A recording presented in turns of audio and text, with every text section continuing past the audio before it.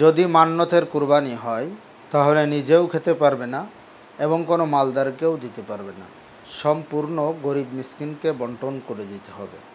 যদি কোনো মৃত ব্যক্তি মৃত্যুর আগে কুরবানির ওসিয়াত করে যায় তাহলে ওটাও মান্যতের মতন কুরবানি হবে।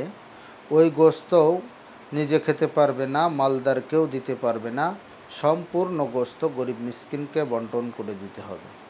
কুরবানির গোস্ত বা বিশেষ কোনো অংশ যেমন মাথা, পায়া, এ সমস্ত পারিশ্রমিক হিসেবে যারা কুরবানির গোস্ত কাটে, পরিশ্রম করে, এদেরকে পারিশ্রমিক হিসেবে দেয়া যাবে না।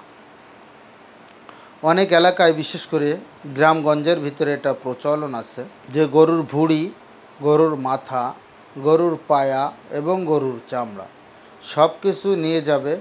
যারা গরু জবেহ করে পরিষ্কার পরিচ্ছন্ন করে দিয়ে যাবে, যারা পরিশ্রম করবে তারা পারিশ্রমিক হিসেবে এই সমস্ত জিনিসগুলো পেয়ে যাবে। এটা সম্পূর্ণ নাজায়েজ, এটাতে কুরবানিও হবে না। কুরবানির গোস্ত ফ্রিজে বা শুকিয়ে দীর্ঘদিন খাওয়াতে কোনো অসুবিধা নেই।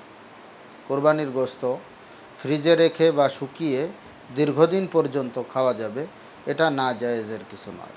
কুরবানির পশুর চামড়া সম্পর্কিত মাসাইল। কুরবানির পশু তো জবেহ করব, গোস্ত তো 3 ভাগে ভাগ করে উত্তম পন্থায় বন্টন করব। এখন গরুর চামড়াটা কী করব?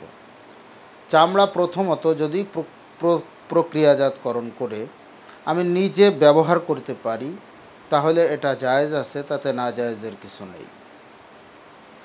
তবে যদি বিক্রি করা হয় তাহলে তার সমুদায় মূল্য সদকা করে দিতে হবে গরিব মিসকিনকে। তার থেকে একটি কানা কড়িও নিজের জন্য বা নিজের পরিবার পরিজন, আত্মীয় স্বজনের জন্য ব্যবহার করা যাবে না। কুরবানির চামড়া যদি কেউ আস্ত কাউকে দিয়ে দিতে চায়, দিয়ে দিতে পারবে, খয়রাত করতে পারবে। কিন্তু যদি বিক্রি করে ফেলে তাহলে হুবহু যে পয়সাটাই বিক্রি করবে ওই পয়সাটাই দান খয়রাত করে দিবে গরিব মিসকিনকে।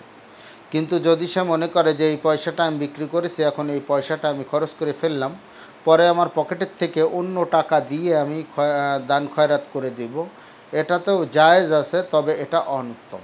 কুরবানির চামড়া বা চামড়ার টাকা এটা মাদ্রাসা মসজিদের নির্মাণ কাজের জন্য দান করা যাবে না। এটা সম্পূর্ণ গরিব মিসকিনকে দান করতে হবে। কোনো দাতব্য প্রতিষ্ঠান নির্মাণের জন্য বা রাস্তাঘাট তৈরি, যেমন কিছুদিন আগে শুনলাম যে কুরবানির পশুর চামড়া বিক্রয় করা টাকা রেখে দিয়েছে মানুষকে পানি পান করার জন্য একটা টিউবওয়েল স্থাপন করবে সে, এর জন্য সে টাকাটা রেখে দিয়েছে। যখন বুঝিয়ে বললাম যে এই টিউবওয়েলটা যখন তুমি স্থাপন করবা এর থেকে ধনী মানুষ, গরিব মানুষ সবাই পানি পান করবে, এই টিউবওয়েল স্থাপন করা যাবে না, এটা সম্পূর্ণ গরিব মিসকিনকে দান করে দিতে হবে।